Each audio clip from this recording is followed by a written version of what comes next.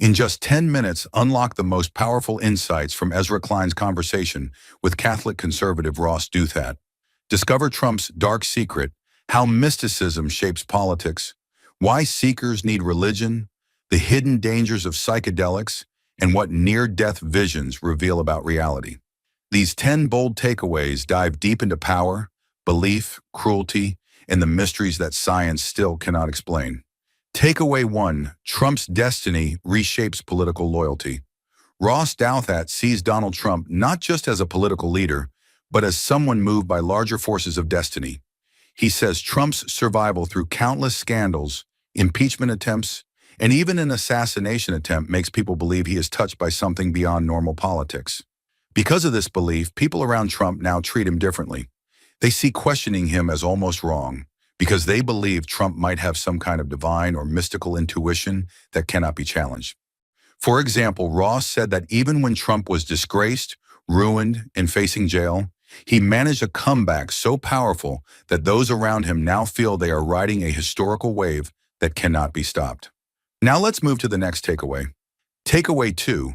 Trump's movement mixes Christianity and paganism. Ezra and Ross explain that Trump's movement combines Christian ideas with pagan ones. On one hand, there are calls to tradition, family, and faith. On the other hand, there is a deep focus on power, domination, and personal strength. This pagan side celebrates winning, wealth, and having many children by different women. Trump himself shows both sides. He uses Christian symbols to appeal to believers, but behaves in a way that often fits the old pagan model of the conquering strongman.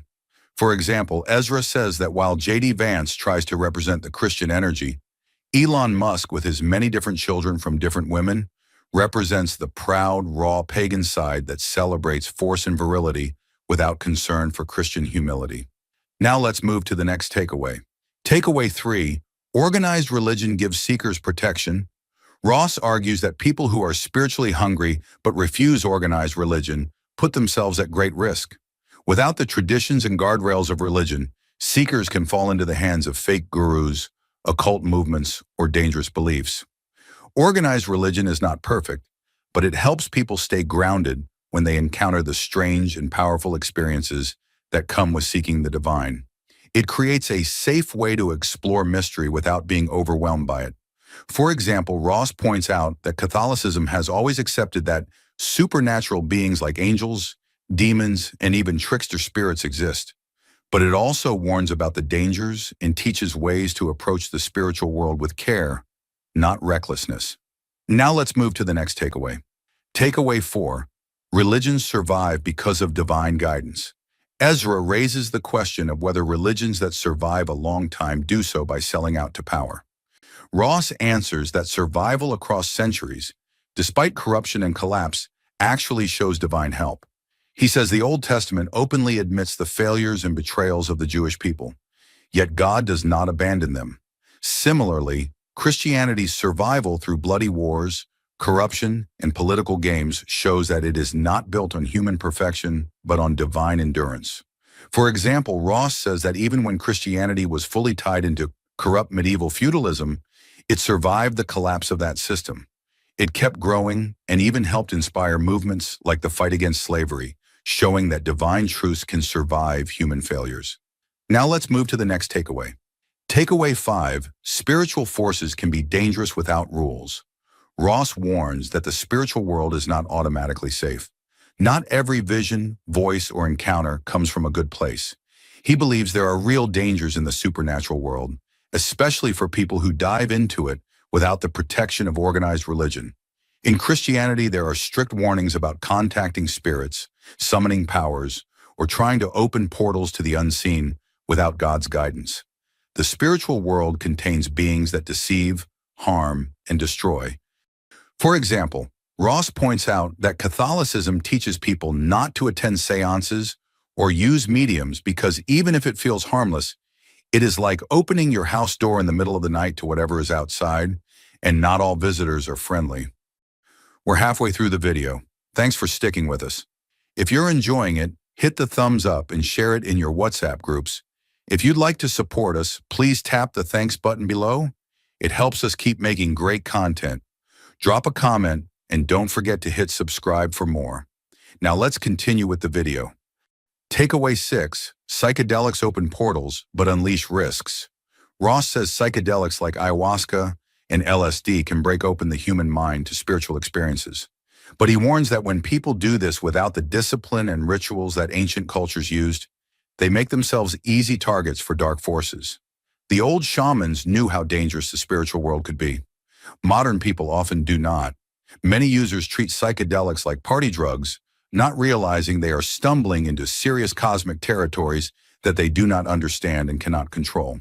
For example, Ross jokes that when people casually take psychedelics without preparation, it is like getting ambushed by a sixth-dimensional demon from ancient Mesoamerican mythology, something ancient shamans would have been terrified to face without protection. Now let's move to the next takeaway. Takeaway 7. Materialism fails to explain mystical events. Ezra and Ross agree that modern materialist science does not have good answers for why mystical experiences happen. They say that calling everything a brain malfunction is not convincing anymore, especially when experiences across cultures and ages are so similar. People have near-death experiences, visions, and spiritual awakenings that follow common patterns. These cannot be explained away as random brain glitches. There seems to be something real being encountered.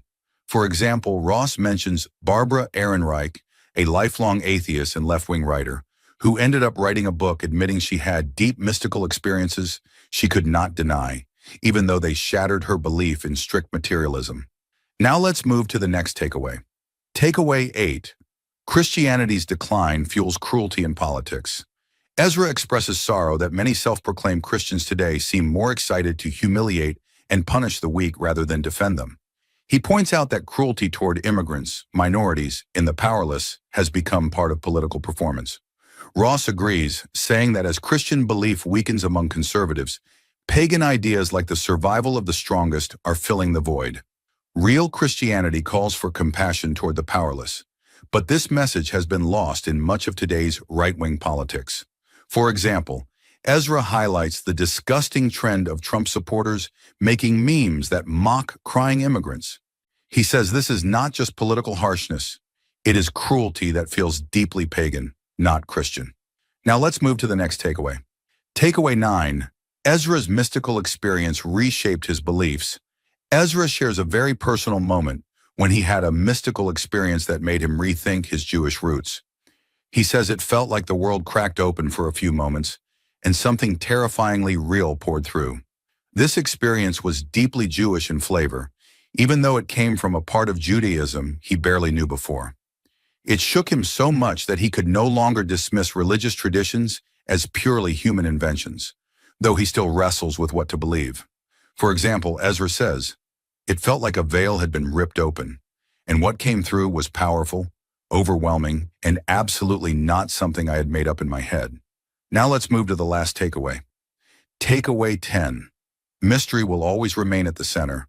At the end of the conversation, Ross and Ezra agree that some mysteries are meant to stay mysteries. Even deep faith does not erase all questions. Ross says that the point of religion is not to eliminate doubt or complexity, but to help people walk through them with wisdom and protection. Ezra says he finds comfort in knowing that death, life, and God will never be fully understood from this side of reality. The human mind is too small to hold the full truth. For example, Ross says, "When you stand before the throne of the Most High, surrounded by angels, you will not be able to say you did not get enough evidence. You will realize that mystery was always part of the design." Here is a brief introduction about Ross Douthat. Ross Douthat is a leading Catholic conservative thinker and New York Times columnist known for exploring the intersection of religion, politics, and culture with deep skepticism of modern secularism. Thank you for watching. If you'd like to support this channel, hit the thanks button below. It really helps us keep going. If you enjoyed this summary, please leave a like and share it in your WhatsApp groups. To join discussion about this video, drop a comment below. And for more videos like this, hit the subscribe button below.